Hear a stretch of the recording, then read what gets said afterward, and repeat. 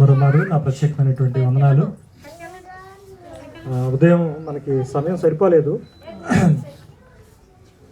నాకు ఇప్పుడు ఒకటి అనిపిస్తూ ఉంటుంది, సృష్టిలోకి వెళ్ళా మానవుడు చాలా వక్రజీవి. అంటే వాడంతా కుటిల పరుడు ఉండడే సృష్టిలో. ఏ జీవరాశి కూడా నక్క అంటారు కానీ నక్క కూడా పనికిరాదేమో మనిషిలో ఉన్నటువంటి ఆ కుటిల బుద్ధిని కనుక మనం చూస్తే. కానీ ఏదైనప్పటికీ కూడా మనం దేవుని సన్నిధిలో యథార్థంగా ఉండటం అనేటువంటిది నేర్చుకోవాలి. ఒకటి. రెండవది ఏంటంటే, ప్రతి ఆలోచన మనము దేవునికి మహిమార్థంగా మరిచేటువంటి లక్షణాన్ని కూడా మనం అలవర్చుకోవాలి. అలాంటి పాజిటివ్ దృక్పథం, అలాంటి ఒక మంచి కోణం కనుక మనలో కనుక డెవలప్ కాకపోతే మనం మనశ్శాంతిగా బతకలేం. అర్థమవుతుందా నేను చెప్పింది? మనం మనశ్శాంతిగా బ్రతకలేం. మనం పొద్దుని కృతజ్ఞతల్లో విస్తరించాలి అనేటువంటి ఒక బలమైనటువంటి వాక్యాన్ని కూడా మనం చూసుకున్నాం. కానీ ఎవరు చెప్పరు. ఏ కాడికి కూడా ఏంటంటే, మనకి చప్పట్లు కొట్టాలన్నా, మనం కానుకలు ఇవ్వాలన్నా, మనం వాళ్ళని సన్మానించాలన్నా మనకు తెలిసినవే వాళ్ళు చెప్పాలి. మనకు తెలిసినవే వాళ్ళు చెప్పాలి. ఒక వ్యక్తి చప్పట్లు కొడతాడు, ఒక వ్యక్తి వేలు వేస్తాడు. ఎప్పుడు వేస్తాడు, ఎందుకు వేస్తాడు చెప్పండి? అంతే. మీకు తెలియకుండా మీరు కేరింతలు కొట్టేది, కేకలేసేది ఎప్పుడు? మీరు అనుకున్నాయి మీరు చేయలేని ఉంటాయి చూశారు. లేదంటే మీరు అనుకుంటా ఉంటారు ఇది జరిగితే బాగుండని అనుకుంటారు చూడండి, అలాంటప్పుడు. కానీ మనం కొత్త విషయాన్ని చెప్తే కఠినంగా ఉంటుంది. ఎందుకో తెలుసా? ఆలోచించాలి కాబట్టి. మీ ఆలోచనలో ఉన్నటువంటి వాటిని సేకరించడం మీకు సులువే. ఎందుకంటే ఆలోచించున్నారు కాబట్టి, మీరు అలాంటి అనుభూతి చెందారు కాబట్టి. కానీ కొత్త ఆలోచన వచ్చేసరికి ఏమవుతుంది? మీరు దాన్ని డైజెస్ట్ చేసుకోవాలి, జీర్ణింపజేసుకోవాలి అని అంటే మీకు కష్టంగా ఉంటుంది. మనసు ఏం చేస్తామని అనేటువంటి ఒక నిర్లిప్తతా భావంతో మీరేం చేస్తారు, దాన్ని పడచోని పెడతారు. అయితే మనము ఈ పూట ఏం చేద్దామంటే కొద్దిగా షార్ట్ చేసుకుందాం. నేను చెప్పొచ్చు, బాగా లోతుగా చెప్పొచ్చు, కానీ ఒక 2 పాయింట్లు స్పృశించి నేను ముగిచ్చేస్తాను. ఎందుకంటే మరి అన్నం తిన్న తర్వాత మనం మన శరీరాలని, మన ఆలోచనల్ని వశపరుచుకోవటం, లేదంటే వశంలో పెట్టుకోవడం అనేది చాలా చాలా కష్టమైనటువంటి సంగతి.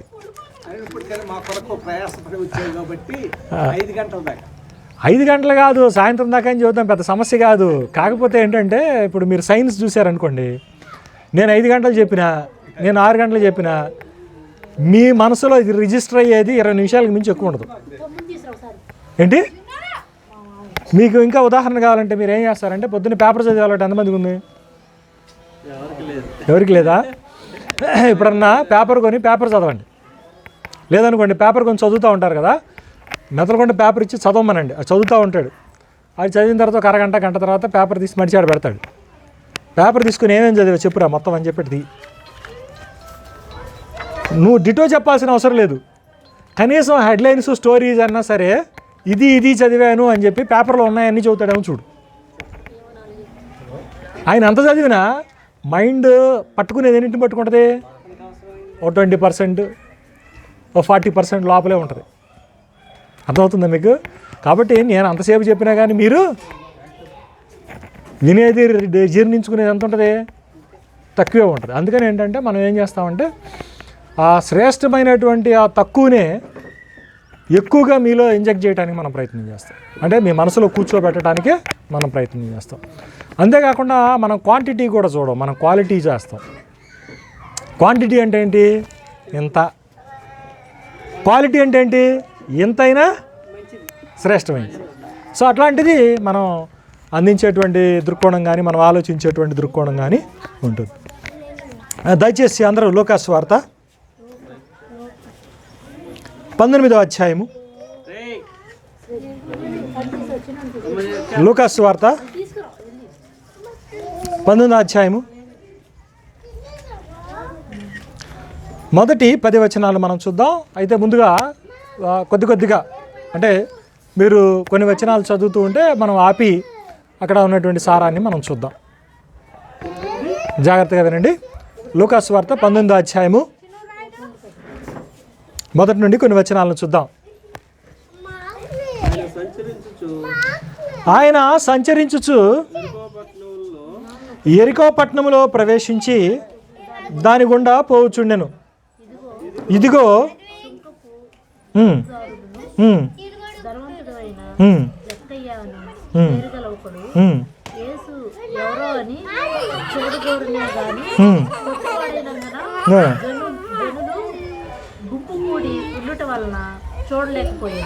ఇక్కడ ఆయన సంచరించుచు యెరికో పట్టణానికి ప్రవేశించి దాని గుండా వెళుతూ ఉన్నప్పుడు మరి ఇట్లా ప్రభు అయినటువంటి యేసు అనేటువంటి ఆయన లేదా యేసు అనేటువంటి వ్యక్తి మరి దేవుని ప్రవక్తగా గణించబడుతున్నటువంటి వ్యక్తి ఆ పట్టణంలో గుండా సంచారం చేస్తూ వెళుతున్నాడు లేదా ఆ మార్గం గుండా వెళుతున్నాడు అనేటువంటి సమాచారం తెలిసినప్పుడు జనులందరూ కూడా గుంపులు గుంపులుగా కూడి ఆయన చూడటానికి వచ్చారు. అయితే మీరు జాగ్రత్తగా కనుక గమనిస్తే ఒక వ్యక్తి గురించి అక్కడ ప్రస్తావించడం అనేటువంటిది మనం చూడవచ్చు. ఏమంటున్నాడండి? 2వ వచనం, ఇదిగో సుంకపు గుత్తుదారుడును ధనవంతుడును అయినటువంటి జక్కయ్య అను పేరు గల ఒకడు యేసుని ఎవరో చూడగోరెను,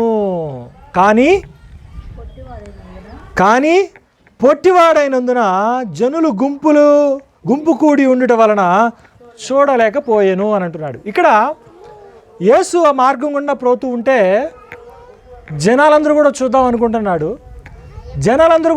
అనుకుంటున్నప్పుడు అలాగే జక్కయ్య అనేటువంటి ఒక పొట్టివాడు కూడా చూడాలని ఆశపడ్డాడు. అయితే అతని యొక్క పొట్టితనము అంటే తెలుగులో చెప్పాలంటే వైకల్యము అని అంటాం.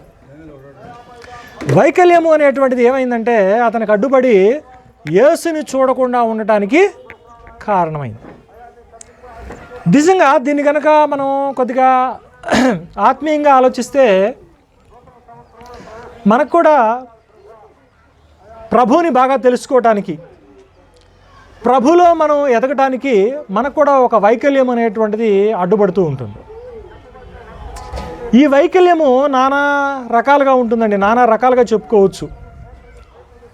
ఒక్కొక్కసారి ఈ వైకల్యము మనలో ఉన్నటువంటి ఈగో కావచ్చు, మనలో ఉన్నటువంటి ఈగో అంటే అహం కావచ్చు, లేదా నా కుటుంబం కావచ్చు, లేదా నాలో ఉన్నటువంటి పాప స్వభావం కావచ్చు, లేదా సమాజం కావచ్చు. ఇట్లా కారణాలు ఏదైనా కావచ్చు. కానీ ఈ వైకల్యం అనేటువంటిది అందరికీ కూడా ప్రభువుని చూడటానికి అడ్డంకుగా మారుతుంది అనేటువంటి ఒక వాస్తవిక విషయాన్ని కనుక మనం తెలుసుకుంటే మనకు చాలా విషయాలు బోధపడతాయి. ఇక్కడ చూడండి, జక్కయ్య గురించి చెప్తూ అతడు సుంకపు గుత్తదారుడును ధనవంతుడును అని 2 హింట్స్ చెప్పాడు. అతనికి ధనవంతుడు ప్లస్ మంచి జాబ్ ఉంది. ఏంటి? అతడు గుత్తదారుడు అంటే ట్యాక్స్ కలెక్టర్. అతను అంటే పన్ను వసూలు చేస్తాడు. పైగా అతడు ఏం చెప్తున్నాడు? ధనవంతుడు అని చెప్తున్నాడు. మరి అట్లాంటి వాడికి ఇంకేం కావాలి జీవితంలో? ఏమండి, ఏం కావాలి అతనికి? ధనం ఉంది, మంచి జాబ్ ఉంది, ఇంకేం కావాలి ఆయనకి? కానీ ఆయన ఎప్పుడైతే యేసు గురించి విన్నాడో, యేసు అటుగా పోతున్నాడు అనేటువంటి సంగతి తెలిసి ఆయన కూడా ఏమనుకున్నాడంటే ఆయన్ని చూడాలి అని ఆశపడ్డాడు. ఆశపడుతున్నట్టుగానే మనలో చాలామంది కూడా మనం అప్పుడప్పుడు యేసు ప్రభు గురించి వింటాం, యేసు గురించి ఆలోచిస్తాం. కానీ ఎందుకో బాహాటంగా బయటకు వచ్చి సమాజంలో ఆయన్ని హత్తుకోవాలి అనుకున్నప్పుడు, ఆయన్ని అనుసరించాలి అని మనం చూసుకున్నప్పుడు మనకు కూడా వైకల్యము అనేటువంటిది అడ్డుపడుతూ ఉంటుంది. అంటే ఏదో ఒక లోపము అనేటువంటిది మనకు అడ్డపడుతుంది. ఇక్కడ జక్కయ్యకి ఏ లోపం అడ్డపడింది?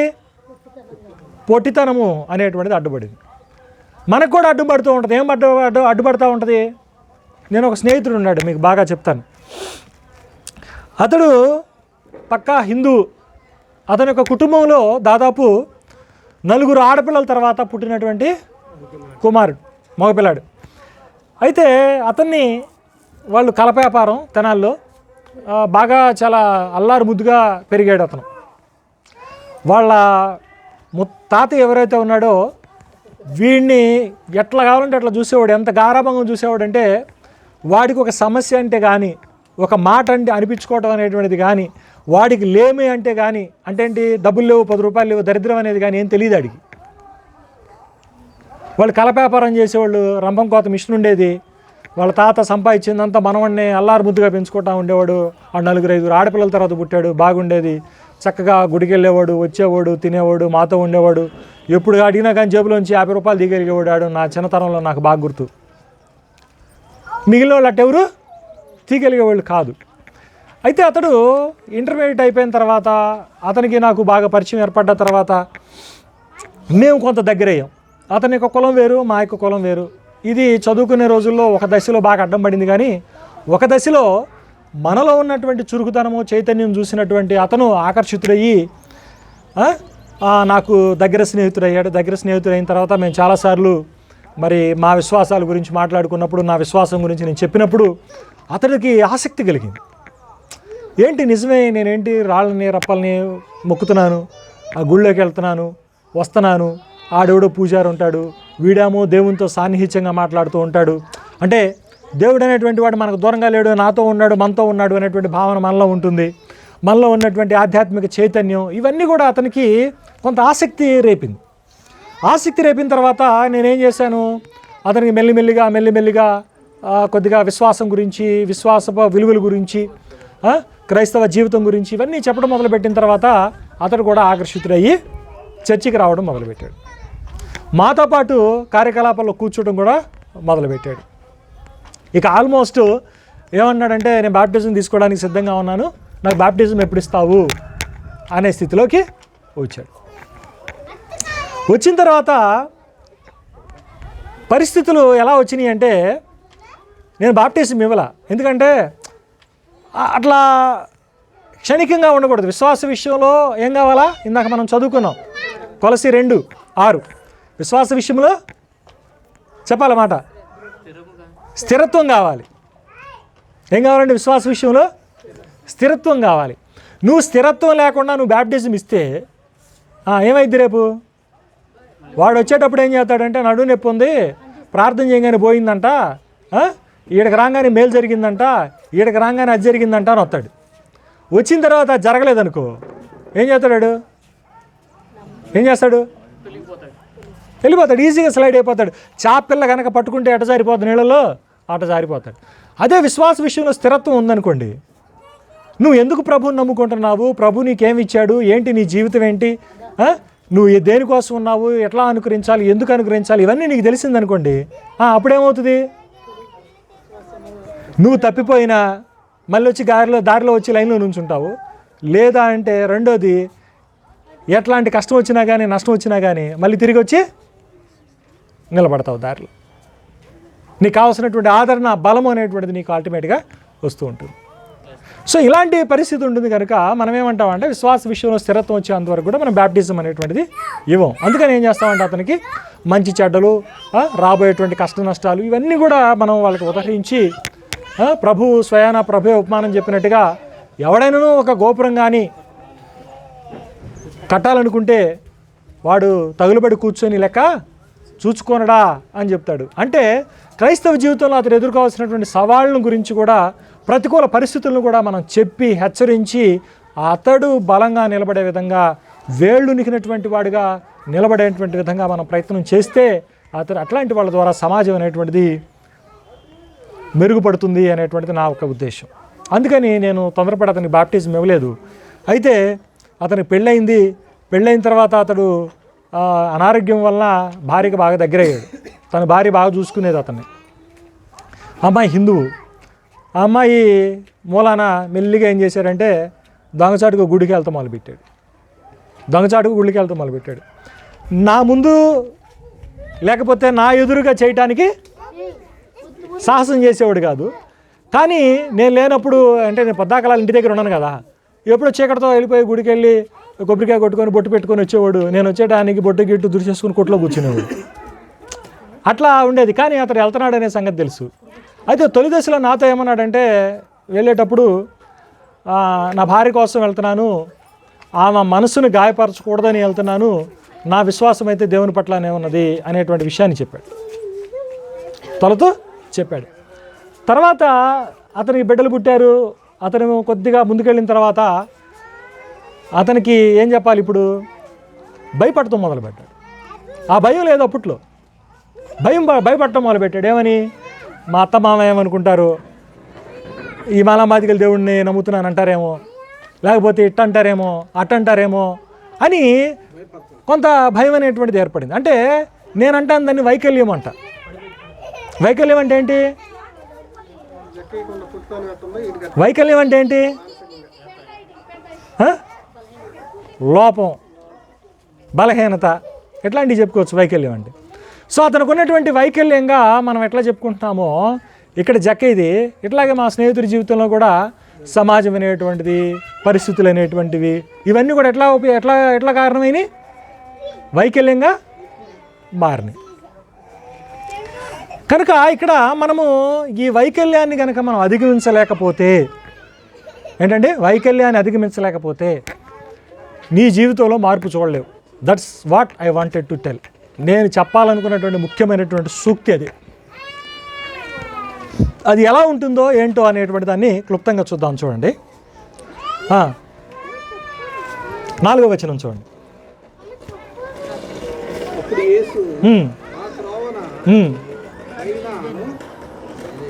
అప్పుడు యేసు ఆ త్రోవన రానయ్యుండెను గనుక అతడు ముందుగా పరిగెత్తి ఆయన చూచుటకు ఒక మేడి చెట్టు ఎక్కాను. ఏమండి ఇక్కడ పాయింట్ చూడండి. జనులు గుంపులుగా ఉన్నారు. అతడు పొట్టివాడైనందున ఆయన్ని చూడలేకపోయాడు. ఈ చూడలేకపోయాను అని అక్కడితో ఆగిపోయినట్టయితే తర్వాత లైన్లో మనకు కనపడే కాదేమో, తర్వాత స్టోరీ ఉండేది కాదేమో. కానీ అతడు ఏం చేశాడంటే ఒక స్టెప్ వేశాడు. ఏంటి తెలుసా? తన వైకల్యాన్ని అధిగమించేటువంటి ప్రయత్నం చేశాడు. అక్కడ ఏం చేశాడండి? అతని యొక్క వైకల్యాన్ని అధిగమించేటువంటి పని చేశాడు. ఏంటి? అతని ఆసక్తిని అంతటితో అణిచివేయకుండా ఏం చేశారంటే, యేసు ఈ బజారు గుండా వస్తున్నాడు కదా, ఈ బజార్ ఎట్టు వెళ్ళిన తర్వాత ఇట్ట తిరిగి ఇటుకుండా పోవాల్సిందే కదా అని చెప్పి ఏం చేశాడు? అడ్డంగా పడిపోయి ఆ ముందు బజార్లో జనాలు రాకముందే దగ్గరలో ఎత్తైనటువంటి చెట్టు చూసుకున్నాడు. దగ్గరలో ఉన్నటువంటి చెట్టు, ఆ చెట్టు ఎక్కి ఆయన కోసం ఎదురు చూస్తూ ఉన్నాడు. ఇప్పుడు చూడండి ఏమవుతుందో. 5వ వచనం. ఎవరు? యేసు ఆ చోటికి వచ్చినప్పుడు కన్నులెత్తి చూచి, ఇప్పుడు ఆయన నాకులాగా పొడుగ్గా ఉంటే రోడ్డు మీద వెళ్తే ఏందా ఎంత పొడుగు ఉండవు అని ఆగి పలకరించేవాడు. సాధారణంగా పలకరించే తీరు అడ్డాగా ఉంటుంది. ఇప్పుడు నేను ఎత్తుగా ఉంటాను, నేనేం చేస్తూ ఉంటానంటే పెద్దవాడు నన్ను పలకరియాలో కంట్లో పడాలనుకోండి, నాకు అందరికిలాగా వెళ్ళి ఇట్టిట్టు అనుకోవాల్సిన పని లేదు. నాకు ఓ దండా దశకాలు తీసుకెళ్లాల్సిన పని లేదు. వెళ్ళి ఊరనాడు పక్కన నుంచున్నాడు అనుకో, ఆడు మినిస్టర్ కానీ ఎమ్మెల్యే కానీ ఎవడైనా కానీ కాదు దూరంలో ఇటు నుంచొని ఇటు చూస్తూ ఉంటా, ఆడు నాయకు చూస్తూ ఉంటాడు, ఇటు ఇంత ఎత్తున్నాడని. అర్థం కాలా? అప్పుడేమైంది? ఆయన అటెన్షను ఆయన గ్రాప్ చేస్తాడు. ఇదేంటి? నేను కాదు ఆయన అటెన్షన్ గ్రాప్ చేసేది, ఆయన నన్ను పిలుస్తాడు, నన్ను పిలుచుకుంటాడు ఆయన అటెన్షన్ అయ్యి. అట్లాగే ఈయనేం చేశాడు చూడండి. ఇక్కడ చెట్టు ఎక్కితే ఈడే పొట్టాడు, ఏం కనపడతాడు? ఎక్కాడు. కానీ ప్రభు చూడండి ఆయన్ని ఏమంటున్నాడండి 5వ వచనంలో, యేసు ఆ చోటికి వచ్చినప్పుడు కన్నులెత్తి చూచి త్వరగా దిగుము, నేడు నేను నీ ఎంట నుండవలసి అన్నదని అతనితో చెప్పగా అన్నాడు. అంటే నువ్వు ఎప్పుడైతే మొదటి సూత్రం, నీ వైకల్యాన్ని నువ్వు అధిగమిస్తావో, నీ బలహీనతను నువ్వు అధిగమిస్తావో, దాని ఫలాన్ని నువ్వు ఎమ్మటే పొందుకుంటావు, దాని ఫలితాన్ని నువ్వు ఎమ్మటే పొందుకుంటావు. ఏమైందండి? ఈయన అటుగా వెళ్ళి అటు రెడీగా కూర్చుని ఉంటే ఆయన ఎతుకుతున్నటువంటి చూడాలనుకున్నటువంటి యేసే ఆయన కోసం ఆగి ఏమన్నాడు? జక్కయ్య త్వరగా దిగిరా, నేడు నేను నీ ఇంట బస చేయవలసి ఉన్నది అనేటువంటి విషయాన్ని చెప్పాడు ఆయన. అంటే నువ్వు ఎప్పుడైతే నీ వైకల్యాన్ని అధిగమించి ప్రయత్నం చేస్తావో, ప్రయత్నం చేసినప్పుడు నువ్వేం చేస్తా, దేవుడు ద్వారాలు తెరుస్తాడు, అవకాశాన్ని అందిపుచ్చుకుంటావు. ఇది మనం తెలుసుకోవాల్సినటువంటి ముఖ్యమైనటువంటి సంగతి. అర్థమవుతుందా? అది రక్షణ విషయంలోనా, లేకపోతే నిజ జీవితమైనటువంటి ప్రయాస విషయంలోనా, ఏదైనా కావచ్చు. నీ గురిని నువ్వు ఎప్పుడూ కూడా మిస్ అవ్వకు. నువ్వు చదువుకోవాలి, నువ్వు చదువుకొని నువ్వు బ్యాంక్ ఎంప్లాయ్ కావాలనుకున్నావు, లేకపోతే నువ్వు చదువుకొని కలెక్టర్ అవ్వాలనుకున్నావు, చదువుకొని రైల్వేలో ఉద్యోగం తెచ్చుకోవాలనుకున్నావు, నీ గురి అది అంతే. నీ గురిని అట్లాగే పెట్టుకో. నీ గురిని పెట్టుకునేటువంటి విషయంలో నీకు ఎట్లాంటి వైకల్యం అడ్డు వచ్చినా, నీకు ఆర్థికపరమైనటువంటిది అది వైకల్యం కావచ్చు, లేకపోతే ఇతరులను నేను డిస్టర్బ్ చేసేటువంటి వాళ్ళు కావచ్చు, లేకపోతే నీలో కష్టపడేటువంటి స్వభావం ఉండకపోవచ్చు, ఇవన్నీ కూడా నీ వైకల్యాలే. నువ్వు ఎప్పుడైతే నీ వైకల్యాన్ని అధిగమిస్తావో నీ గురి నిన్ను వరిస్తుంది. ఏమవుతుంది? నీ గురి నిన్ను వరిస్తుంది. వరించి రా నీకోసం సిద్ధంగా ఉంది ఈ స్థానం, రా అన్నాడు. ఏమనుకున్నాడు? యేసును చూడాలనుకున్నాడు. ఏమనుకున్నాడు ఈయన? యేసును చూడాలనుకున్నాడు. కానీ యేసు వచ్చేమన్నాడు? నీతో ఉండాలని ఉంది నాకు అన్నాడు. ఏంది ఇది? డబల్ కా మీటా అంటే ఇదే. ఏమండి, ఏదో ఇంత వేసుకున్నా చాలు ఇంత వేసుకున్నా అయిపోయింది అనుకున్నా. వచ్చాడు, ఎట్టాపోయాడు, తింటాపోయా అంటే ఏంటి? బోనస్. చూస్తే చాలనుకున్నాడు. ఆయన వచ్చేమన్నాడు? నీతో ఉండాల్సి ఉందా అన్నాడు. ఇది చూసిన విశ్వాసులకు మండిపోయింది. ఎవరికి? భక్తులకి. మనకి భలే ప్రార్థనా పనులు తగులుతారు తెలుసా మీకు? మనకి భలే ప్రార్థనా పనులు తగులుతారు. ఏం చేస్తారు? ఇట్టాగే చేస్తారు. చూద్దురు కానీ, ముందు చూద్దురు కానీ ఏమైద్దో చూద్దాం. నేడు నీ ఇంట నుండవలసి ఉన్నదని అతనితో చెప్పగా అతడు త్వరగా దిగి సంతోషముతో ఆయనను చేర్చుకొనెను. ఇక్కడ కూడా ఒక చిన్న మాటను మనం తెలుసుకోవాలి. ఏంటో తెలుసా? మనం ప్రయాసపడతాము, అవకాశాన్ని ఏం చేస్తాం తెలుసా? ఇది కాదులే, దీనికన్నా మంచి ఆపర్చునిటీ వచ్చింది అని దీన్ని విడనాడుతూ ఉంటాం. కానీ ఎప్పుడైతే జక్కయ్యకి అవకాశం వచ్చిందో, ఏంది నన్ను పిలుస్తుంది, నువ్వు మా ఇంట్లో ఉంటావా? మా ఇంట్లో ఎందుకుంటా? ఏం నాన్ సెన్స్, ఏం క్వశ్చనరీ ఏం లేదు. వచ్చింది, ఊరే చూద్దాం అనుకుంటే ఇంటూ వచ్చి ఉంటానంటున్నాడు. సర్రని వచ్చాడు. ఒక్క సెకండ్ కూడా ఆలస్యం చేయలే. అమ్మటే రిసీవ్ చేసుకున్నాడు ఆయన. చూడండి, ముందుకెళ్దాం చూడండి. సంతోషముతో ఆయనను చేర్చుకొనెను. ఇక్కడ వచ్చారు చూడండి, మన సెయింట్స్, పరిశుద్ధులు వచ్చేసారు ఇక్కడికి. ఈ పరిశుద్ధులు ఎట్లాంటి వాళ్ళు తెలుసా? యేసు ప్రభు పనిని చేసుకొనిరు, ఆయన పని ఆయన చేసుకొనిరు. ఆయన ఏం చేస్తారు తెలుసా? బాక్స్లో పెట్టాలనుకుంటారు, పంజరంలో పెట్టాలనుకుంటారు. ఏమవుతుంది చదువుదాం 7వ వచనం. ఈయన పాపి అయినటువంటి మనుష్యుని యొద్ద బస చేయ వెళ్ళనని చాలా సరుగు కొనుక్కొనిరి. వీళ్ళందరూ ఏంటి మరి? వీళ్ళు పరిశుద్ధులు. ఈ పరిశుద్ధులకు వచ్చే మంట ఏంది? పాపి దగ్గరికి వెళ్ళి బస్ చేయటం ఏందినా? వస్తే గిత్తే మా ఇంటికి రావాలి కానీ వాళ్ళ ఇంటికి వెళ్ళేది ఏందినా అని అంటారు. ఇది అర్థం చేసుకోవాలంటే, దీన్ని సరిగా వ్యాఖ్యానించాలి అని అంటే మనలో మెచ్యూరిటీ లేకపోతే మనకి ఇది అర్థం కాదు. రెండో పాయింట్ ఏంటంటే, మనందరం ఏమనుకుంటాము? యేసు వలే ఉండాలి, నేను యేసును అనుసరించాలి, యేసు అడుగుజాడల్లో మనం పోతున్నాము అని అంటారు. కానీ మీకు సరిగా అర్థమైతే, అంటే మీరు గనక మీకు తెలియకుండానే మీరు గనక యేసును అనుసరించాలనుకుంటే, నాకు తెలిసి పట్టుమని 10 నిమిషాలు కూడా మీరు ఆయనలాగా ఉండలేరు. ఏంటండి? చెప్పటానికి అనుకుంటాం, తిట్టుండాలి, అట్టుండాలి, మేము ఫాలో అవ్వాలంటాం. కానీ మీకు సరిగా గ్రంథాన్ని అర్థం చేసుకొని ఆయనకిలాగా వ్యవహరించాలి అని అంటే మీరు 1 గంట కూడా ఉండలేరు. ఇది తెలుసుకోండి.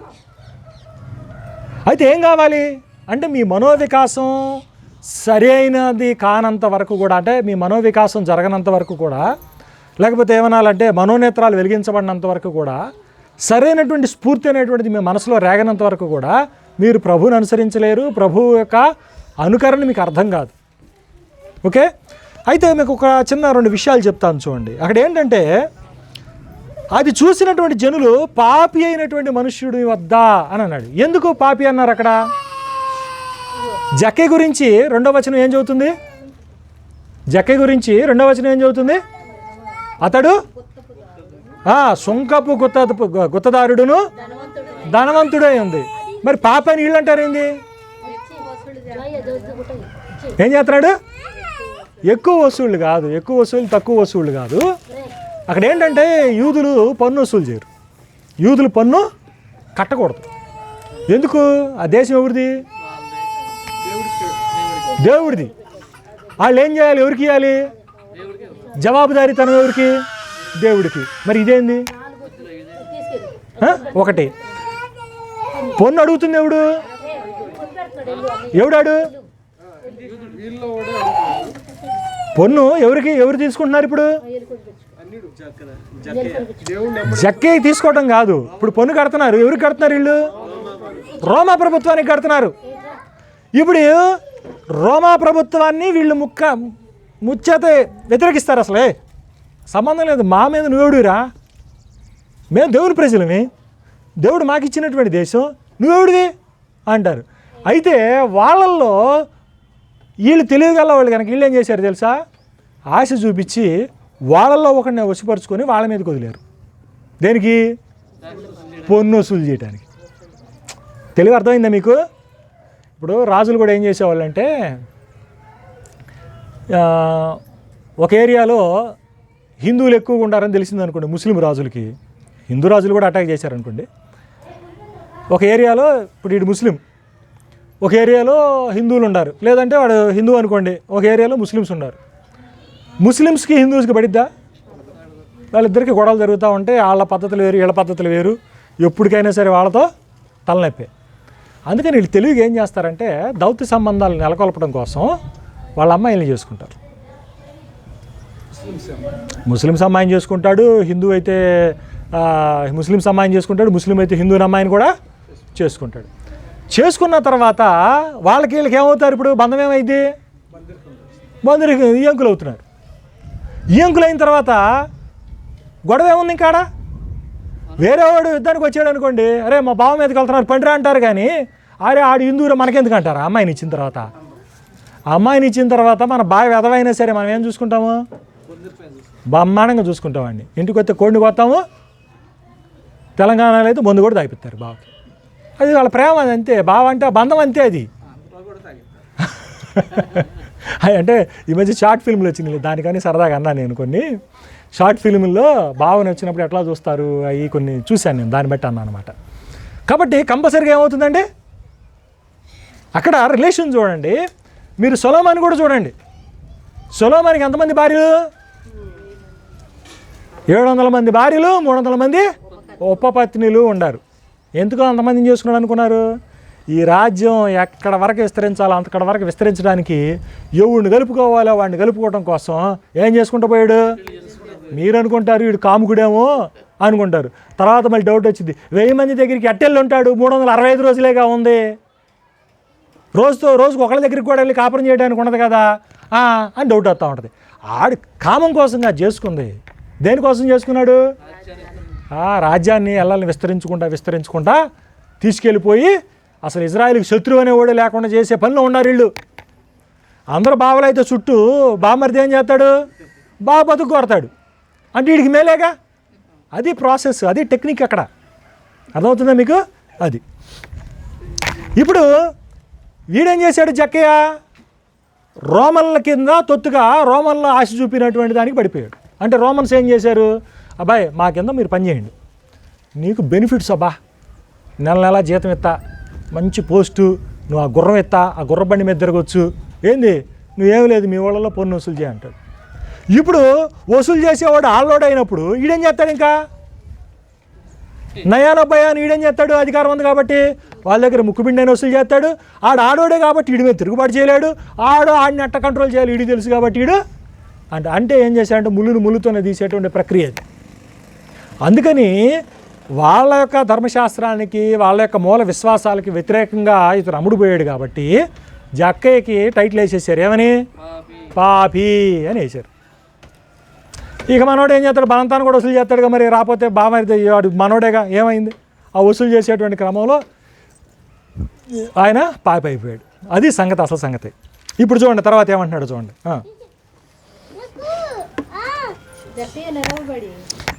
జక్కయ్య నిలబడి, ఇదిగో ప్రభువా, నా ఆస్తిలో సగము బేదలకు ఇచ్చుచున్నాను.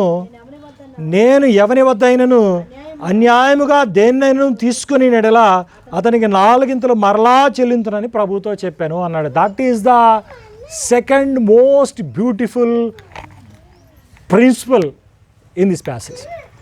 ఈ సందర్భంలో రెండవ అతి పెద్ద నేర్చుకోవలసినటువంటి సూక్తి ఏంటన్నా ఉంది, ఏదన్నా ఉంది అని అంటే ఇది. ఏం చేశారండి అతను?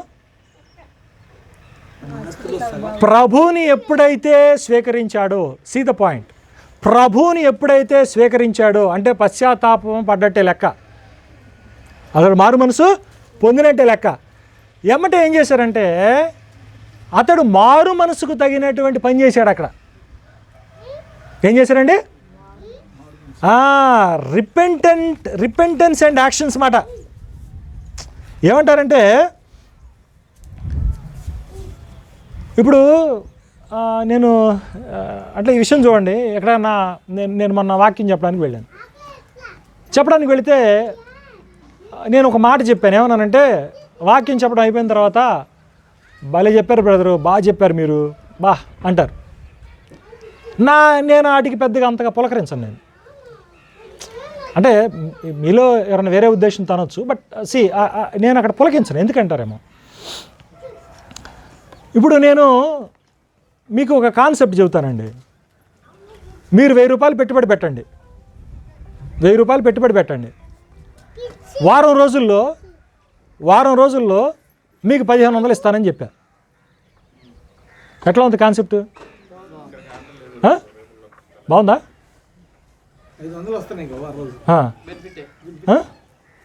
బాగుంది. నేను మిమ్మల్ని నమ్మట్లా. మీరు బాగుందంటే ఏం చేసేవాళ్ళు? ఏం చూస్తారు? నేను చెప్పడం చూస్తారా? మీరు నేను చెప్పిన కాన్సెప్ట్ మీకు బాగుందా అన్నా, మీరేమన్నారు? బాగుందా అన్నారు. బాగుంటే మీరు ఏం చేయాలా? ఏం చేయాలి? ఫస్ట్ ఇవ్వాలి. ఇవ్వకుండా కాన్సెప్ట్ బాగుంది బ్రదర్, చాలా బాగా చెప్పారు మీరు అన్నారు అనుకో, దాని అర్థం ఏంది? బాగాలేదని కాదు. వాడు పెట్టకుండా వాడు నిజంగా చైతన్యం నీ మాటల ద్వారా పొందలేదని అర్థం అండి. అక్కడ సింపుల్గా చెప్పాలంటే వాళ్ళు నువ్వు స్ఫూర్తిని రగిలించలా, వాడికి నమ్మకం కుదరలా. నమ్మకం కుదిరితే ఏం చేస్తాడు?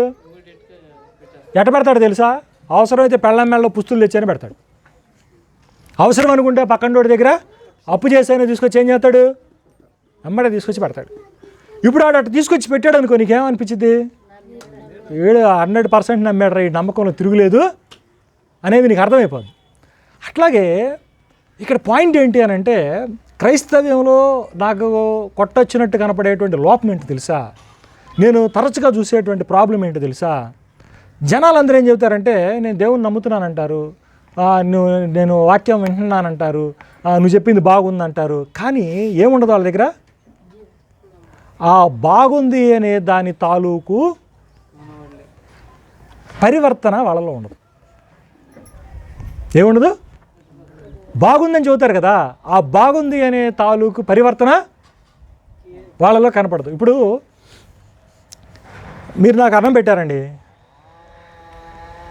కూరేశారు, 2 ముద్దలు కలుపుకున్నాను, అనే ఎట్లా ఉందన్నారు. నేనేమన్నాను? బాగుంది అన్నాను అనుకోండి. బాగుంది అని నేను 3వ ముద్ద పెట్టుకోకపోయినా, మీ చేత ఇంకో ముద్ద పెట్టించుకోకపోయినా, నేను చెప్పిన దానికి నేను ప్రవర్తించిన దానికి ఏమన్నా అర్థం ఉందా? అర్థమవుతుందా? నేను చెప్పిన మాట అర్థమవుతుందా?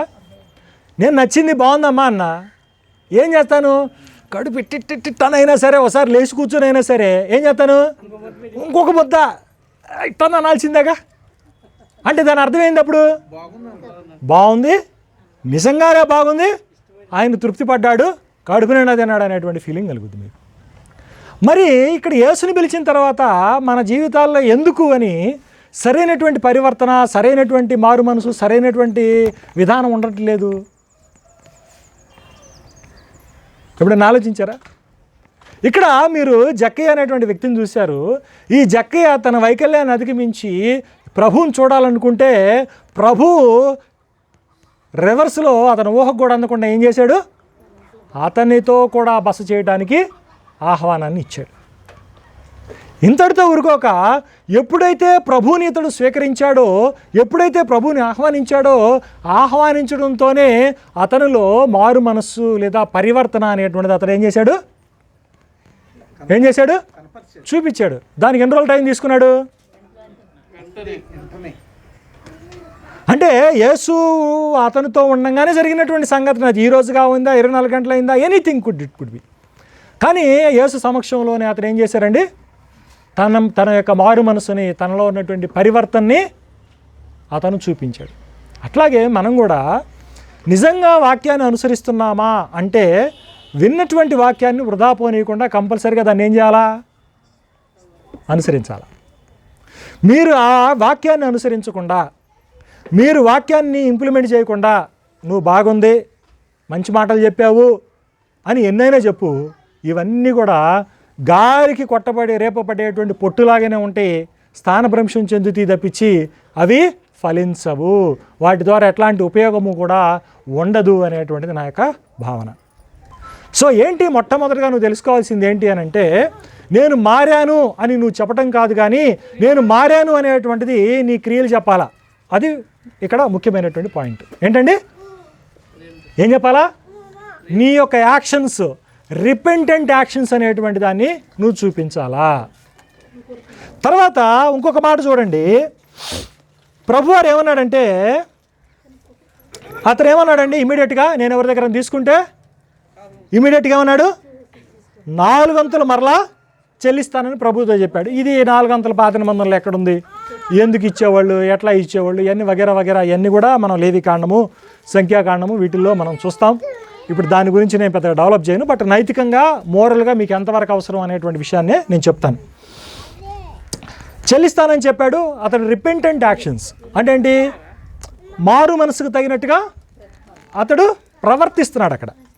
తర్వాత ఏమంటున్నాడో చూడండి, 9వ వచనం. యేసు ఇతడును అబ్రహాము కుమారుడే, ఎందుకనగా నేడు నీ ఇంటికి రక్షణ వచ్చి ఉన్నది అని అన్నాడు. ఏమన్నాడండి? ఏమని కితాబు ఇచ్చాడు అతనికి? అబ్రహాము కుమారుడు అని అన్నాడు. దేన్ని బట్టి అక్కడ అబ్రహాము కుమారుడు అని ఉంటాడు? ఇది కొద్దిగా టెక్నికల్ పాయింట్. ఎట్లా, దేన్ని బట్టి అని ఉంటాడు అంటే, ఇప్పుడు నువ్వు విశ్వాసం అన్నావు, తర్వాత ఇంకొకళ్ళు ఏమంటారంటే జెనెటికల్గా, అంటే ఏంటి, ఇజ్రాయిల్ ఏదో గోత్రానికి సంబంధించిన ఉంటాడుగా యాకోబు కుమారుల్లో, అట్లా బయలాజికల్గా అబ్రహాం కుమారుడే అనేటువంటి ఉద్దేశంతో అన్నాడని కొంతమంది అనుకుంటారు. నువ్వే విశ్వాసం అన్నావు, ఇంకొకటి ఏమంటాడు, శారీరకంగా సంతానానికి సంబంధించినటువంటి వాడు కాబట్టి ఓకే, వాళ్ళు భాయ్ కాబట్టి ఆయన చేర్చుకున్నందుకు ఆయన అన్నాడని అనుకుంటారు. కానీ ఇఫ్ యు సీ, ఈ సిచ్యువేషన్ అనేటువంటిది మనకు ఒక విషయాన్ని గుర్తు చేస్తుంది. ఏంటో తెలుసా? ఆదికాండం 18వ అధ్యాయాన్ని గుర్తు చేస్తుంది.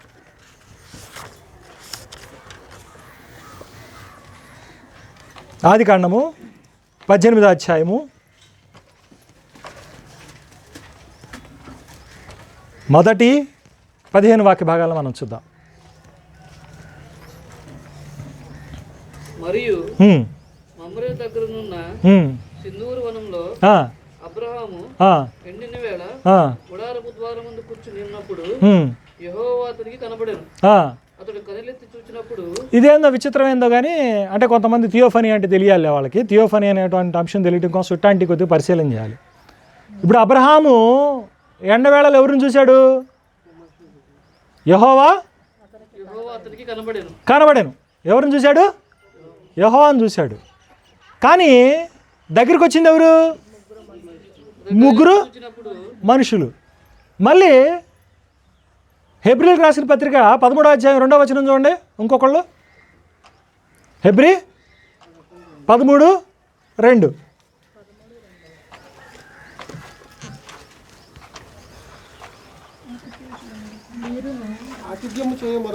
ఆతిథ్యము చేయ మరవకుడి, దాన్ని ఎరుగకయే ఎవరికి చేశారంట? ఇప్పుడు 3 పదాలు చూసాము. ఒకటి యెహోవా, తర్వాత ముగ్గురు మనుషులు, తర్వాత దేవదూతలు. దీన్నే థియోఫనీ అంటారు. ఇది బాగా అర్థమైంది అనుకోండి, రాకడ బ్రహ్మాండంగా అర్థమైంది.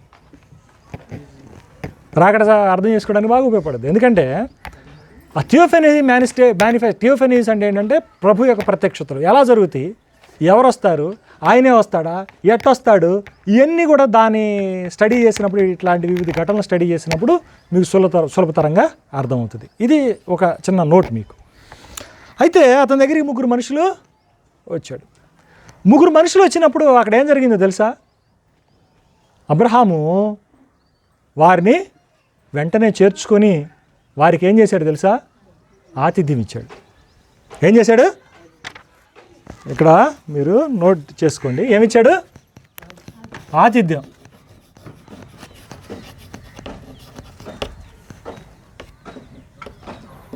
అంటే ఆతిథ్యం ఇచ్చాడు. ఆతిథ్యం ఇచ్చినందుకు గాను నువ్వు 15వ వచనం కనుక చూస్తే ఏమైందో తెలుసా? ఆయనకి బహుమానం ఒకటి ఇచ్చారు, గిఫ్ట్. ఏంటి గిఫ్ట్?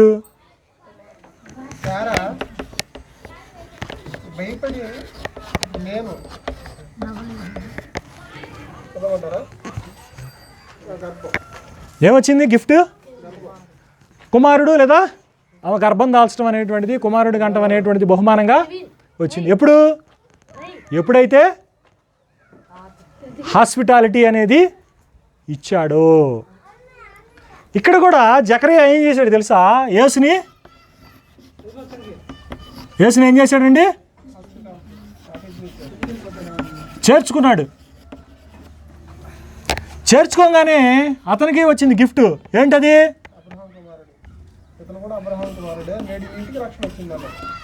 ఆయనకే వచ్చింది. ఏంటది గిఫ్ట్? రక్షణ. కాబట్టి రెండిట్లో ఇక్కడ సిమిలారిటీ ఏంటో తెలుసా? అంటే అబ్రహాము చేసినటువంటి క్రియలు చేయటాన్ని బట్టి, కేవలం విశ్వాసమే కాదు, ఏంటది? క్రియలను బట్టి అతడు ఏమని గణించబడ్డాడు? అక్కడ అబ్రహాము కుమారుడు అని అంటాడు. ఎందుకంటే యాకోబు ఏమంటాడంటే క్రియలు లేని విశ్వాసము మృతము అని అంటున్నాడు. కాబట్టి విశ్వాసం ఒకటే కాదు, ఏం కావాలి మనకి? ఏం అలవర్చుకోవాలా? క్రియలు ఉండాలి. ఇక్కడ ఏ విధంగా జక్కయ్య తన వైకల్యాన్ని అధిగమించి యేసుని చేర్చుకున్నాడో, యేసుని చేర్చుకొని ఆయన బహుమానంగా ఏం పొందుకున్నాడండి? రక్షణ పొందుకున్నాడు. ఆ విధంగా మనం కూడా మన సమాజంలో మనకున్నటువంటి వైకల్యాలను మనం అధిగమించి రక్షణ పొందుకోవాల్సినటువంటి అవసరం ఉంది. లౌకికంగా చూసినప్పుడు మనం కూడా ఏం చేయాలి తెలుసా? మన గురిని, మన గమ్యాన్ని మనము ఛేదించేటువంటి వారముగా ఉండి ఏం చేయాలా? ఆ లక్ష్య సాధకులుగా మనము ఉండాలి. అంటే ఉద్యోగం అనే టార్గెట్ పెట్టుకో, ఏదైనా పెట్టుకో, అట్లాంటివి అయినా సరే నువ్వేం చేయాలా? నీ వైకల్యాన్ని అధిగమించాలి. ఈ సూత్రము అటు ఆధ్యాత్మికంగాను ఇటు భౌతికంగా కూడా వాడుకోవలసినటువంటి అవసరం ఉన్నటువంటి పాయింట్ ఇది. అదొద్దని నేను చెప్పింది. తర్వాత అబ్రహాము మీద అంటే చాలా మంచి స్టోరీస్ ఉన్నాయి. కొంతమంది మిస్యూజ్ చేసుకుంటారు. బట్ ఒక గొప్ప సంగతి చెప్తాను చూడండి. ఏంటంటే ఇక్కడ యేసుని చేర్చుకోవటం. మేము ఎక్కడికైనా పరిచర్యకి వెళ్తుంటాం. పరిచర్యకి వెళ్ళినప్పుడు కూడా నిజంగా కొంతమంది మమ్మల్ని ఎట్లా చూస్తారంటే, నిజంగా మేము దేవుని ప్రతినిధులమే, లేకపోతే దేవుడే పంపించాడు, లేకపోతే మేము మానవ మాత్రం కాదు అన్నట్టుగా ఆతిథ్యం ఇచ్చినటువంటి వాళ్ళని కూడా నేను చూశాను. కొంతమందిని చూస్తాను, కనీసం మంచినీళ్ళు ఇవ్వటానికి కూడా మనం అడిగినా కానీ ఎక్కడుండేయో అని అటు ఇటు చూసేటట్టుగా బిహేవ్ చేసేటువంటి వాళ్ళని కూడా నేను చూశాను. కానీ ఒకటి గుర్తుపెట్టుకోండి, క్రైస్తవులుగా ఆతిథ్యం ఇవ్వటం అనేటువంటిది గొప్ప దీవెన. అది గుర్తుపెట్టుకోండి. అది మీకు కంపల్సరిగా ఏమిస్తుంది, ఒక బహుమానాన్ని ఇస్తుంది. ఇక్కడ ఈ ప్లేస్లో గిఫ్ట్ అనేది పెట్టుకోండి.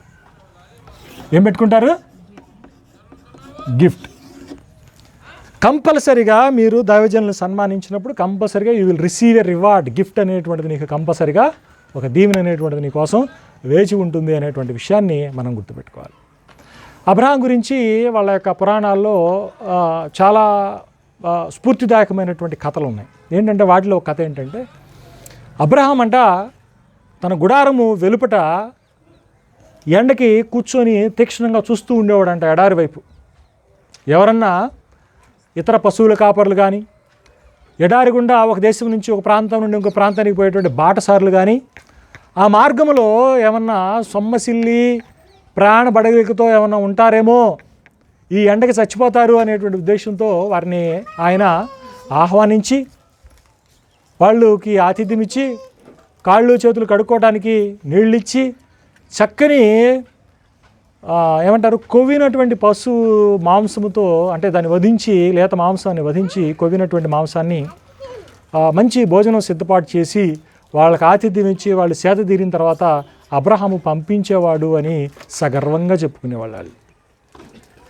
అందుకనే మీరు మిడిల్ ఈస్టర్న్ సాంప్రదాయాల్లో కనుక మీరు చూస్తే, మిడిల్ ఈస్టర్న్ సాంప్రదాయాల్లో అంటే అరబ్ ప్రాంతాల్లో ఇప్పటికీ మన ఉనికిలో ఉన్నటువంటి విషయం ఏంటో తెలుసా, నీ శత్రువు గనక నీకు వాడికి పడదో, వాడు కనుక ఆకలితో ఉంటే శత్రుత్వాన్ని కూడా మరిచి వాడికి కడుపు నిండా అన్నం పెట్టి పంపించేటువంటి ఆనవాయితీ అబ్రహామిక్ రిలీజన్లో లేదా అబ్రహాము సంతానపు విశ్వాసాల్లో మనం చూస్తాం. దానికే ప్రభువారు చాలా ఉన్నతంగా చెప్పడం జరిగింది. ఏమన్నాడో తెలుసా ప్రభువారు? శత్రువుల్ని ప్రేమించండి అన్నాడు, వాళ్ళ కోసం ప్రార్థన చేయండి అని చెప్పాడు. అంతేగాని మన పాత నిబంధనలో కనుక దావీదు కనుక చూస్తే, నా శత్రువుల ఎముకలు ఎరగొట్టు, వాళ్ళని నాశనం చేయని ప్రార్థనలు కనపడుతూ ఉంటాయి. కానీ అసలు సిసలైనటువంటి ఆధ్యాత్మిక లోతులు మనం ప్రభువులో చూస్తాం. ప్రభువు ఏమంటున్నాడండి? క్షమించండి అనేటువంటి విషయాన్ని చెప్తున్నాడు. కాబట్టి క్రైస్తవ్యంలో చాలా ఉన్నతమైనటువంటి విలువలు, చాలా లోతైనటువంటి ఏమంటే భావజాలం అనేటువంటిది ఉందండి. దీన్ని మనం జాగ్రత్తగా తెలుసుకొని ప్రభువు యొక్క భారాన్ని మనం ముందుకు తీసుకెటువంటి వాళ్ళంగా, దేవునికి మహిమ తీసుకొచ్చేటువంటి వారముగా మనం ప్రవర్తించాల్సినటువంటి బాధ్యత అనేటువంటిది మన మీద ఉంది. కాబట్టి దానికన్నా ముందు ఆ బాధ్యతను సంపూర్ణంగా నిర్వర్తించాలి అని అంటే మనం ఏం చేయాలా? ముందు మనం అవగాహన పెంచుకోవాలి. కాబట్టి ఇక్కడ 3 విషయాలు చూస్తాం. ఒకటి, మనం ఏం చూసాము? జకరయ్య తన వైకల్యాన్ని అధిగమించి ఒక అడుగు ముందుకేశాడు. ఒక్క అడుగు ముందుకేస్తే ఊహించని అడుగులు ఎవరేశారు? అతను కావాలనుకున్నటువంటి అవకాశం ఇచ్చింది, అంటే యేసు వచ్చాడు. కాబట్టి లోకంలో మనం యేసుని ఎట్లా ప్రజెంట్ చేయాలి అనేటువంటి దానికి మనం ఇది గొప్ప ఉదాహరణగా చెప్పుకొని ఈ బహుమానాన్ని, చివరిలో వచ్చినటువంటి బహుమానాన్ని చూపించి జనాల్ని మనం ఏం చేయొచ్చు? చైతన్యవంతుల్ని మనం చేయొచ్చు. రెండోది హాస్పిటాలిటీ అనేటువంటిది, అంటే ఏమన్నారు? ఆతిథ్యం ఇవ్వటం అనేటువంటిది మనం చేయాలి. ఇది ఒక గొప్ప లక్షణంగా, ఇది అబ్రహాము సంతానం కలిగి ఉండేటువంటి ఒక గొప్ప లక్షణంగా మనము ఇక్కడ సందర్భంలో చూస్తాం. ఈ రెండింటి మధ్యలో ఇంకొక గొప్ప పాయింట్ చూసాం. ఏంటని? మనలో మారు మనసు తగినటువంటి క్రియలు చేయటాన్ని బట్టి నీలో నిజమైనటువంటి మారు మనసు కలిగింది, నిజమైనటువంటి మారు మనసు నీకుంది అనేటువంటిది కూడా మనకి బోధపడతా ఉంది. కాబట్టి ఎప్పుడు కూడా మోగేటి కంచులాగా టంగుటంగమని మోగాలి, లేదా మాటలతోనే నా విశ్వాసాన్ని చూపించాలి అని ప్రయాసపడకుండా మీరేం చేస్తారంటే, ఇక్కడ జక్కయ్య ఏ విధంగా చేశాడో క్రియల ద్వారా మీ యొక్క భక్తిని, మీ యొక్క విశ్వాసాన్ని చాటుకోవలసినటువంటి అవసరం అనేటువంటిది మీ అందరి మీద ఉన్నది. కాబట్టి ఆ విధమైనటువంటి క్రియాసహితమైనటువంటి జీవితాన్ని మీరు కలిగి ఉండండి. So definitely you will have your reward. నీకు నీ బహుమానం అనేటువంటిది వేచి ఉంటుంది. ఆ బహుమానం అనేటువంటిది ఏంటి అనేది నాకు తెలియదు, నీకేం కావాలో ఆయనకి తెలుసు. కాబట్టి మీరు చూసుకోండి. ఓకేనా? కాబట్టి ఇది మీరందరూ కూడా గమనించి జక్కయ్య జీవితంలో నుంచి ఒక గొప్ప పాఠాన్ని తెలుసుకుంటారని మరి నేను ఆశిస్తూ ఉన్నాను. మరి మనకి ఇది ఏమన్నారా, దుర్ముహూర్తం వస్తుంది, అందరికి నిద్ర ముంచుకొచ్చేటువంటి సమయం. మరి మీరేమో పండగని ఈరోజు పండగలాగా చేశారు కాబట్టి నేనేమో ఏదో మంచి వాక్యం చూద్దామని వస్తే మీరు పండగలాగా మంచి విందు చేశారు కాబట్టి అందరూ మత్తుగా ఉన్నారు కాబట్టి ఏం చేస్తారు? తెలుసుకున్నటువంటి విషయాలు నోట్స్ రాసుకున్నాయంటే ఒకసారి రివైజ్ చేసుకొని చూసుకోండి. ఇంతవరకు చాలనేది నా భావన. మనం కావాల్సిన విషయాలు మనం స్పృశించుకున్నాం. మరి ఇప్పటి వరకు దేవుని యొక్క వాక్యం విన్నందుకు మీ అందరికీ నా హృదయపూర్వకమైనటువంటి వందనాలు.